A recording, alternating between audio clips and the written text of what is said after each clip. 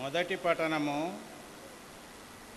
ప్రభువు దయచేసిన వానినెల్లా మరలా తానే తీసుకొనెను, అతనిని నామమునకు స్తుతి కలుగునుగాక. యోబు గ్రంథము 1వ అధ్యాయము 6వ వచనం నుండి 22వ వచనం వరకు. ఒక దినము దేవదూతలు దేవుని సమక్షమునకు వచ్చిరి, వారితో పాటు సైతాను కూడా వచ్చెను. దేవుడు సాతానుని, నీవు ఇప్పుడు ఎచ్చటి నుండి వచ్చితవని అడగగా, అతడు, నేను భూలోకమున అటు ఇటు సంచారం చేసి వచ్చితనని చెప్పెను. దేవుడు అతనితో, నీవు నా సేవకుడైన యోబును చూచితివా? అట్టివాడు మరి ఒకడు ఈ భూలోకమున లేడు. అతడు దోషరహితుడు, ధర్మాత్ముడు, దేవుని పట్ల భయభక్తుల కలవాడు, చెడుతనమునకు దూరముగా ఉండువాడు అనెను. సైతాను దేవునితో, యోబు తమరి పట్ల వట్టిగానే భయభక్తులు చూపుట లేదు. మీరు అతనిని, అతని కుటుంబమును, అతని సిరి సంపదలను ఎల్లవేళలా కాపాడుచున్నారు.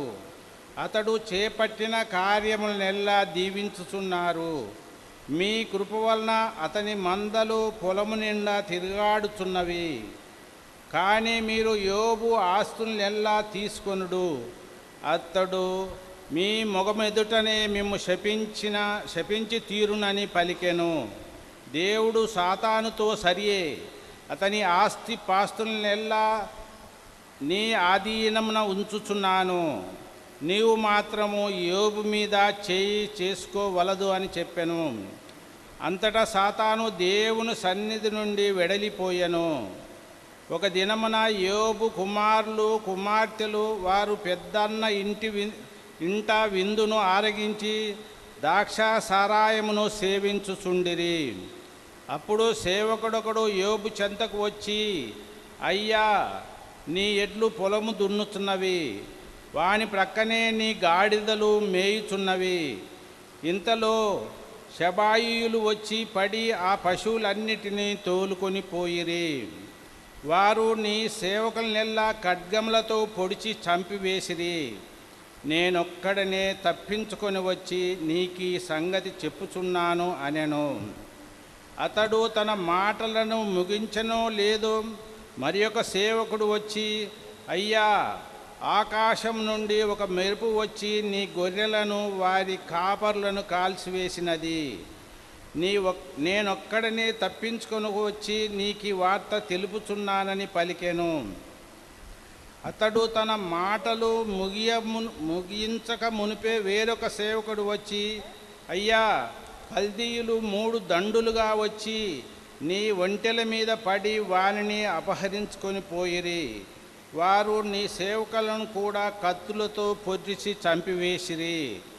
నేనొక్కడనే తప్పించుకొని వచ్చి నీకు ఈ విషయములను తెలియచేయుచున్నానని పలికెను. అతడు తన పలుకులను ముగింపక పూర్వమే ఇంకొక సేవకుడు వచ్చి, అయ్యా, నీ కుమారులు కుమార్తెలు వారి పెద్దన్న ఇంట విందారగించి ద్రాక్ష సారాయమును సేవించుచున్నారు. అంతలో ఎడారి నుండి ఒక పెనుగాలి వచ్చి ఆ ఇంటి 4 మూలలను బాదెను. ఇల్లు కూలి యువకుల మీద పడగా వారందరూ చనిపోయిరి. నేనొక్కడినే తప్పించుకొని వచ్చి నీకీ సంగతిని విన్నవించుకొనుచున్నానని పలికెను.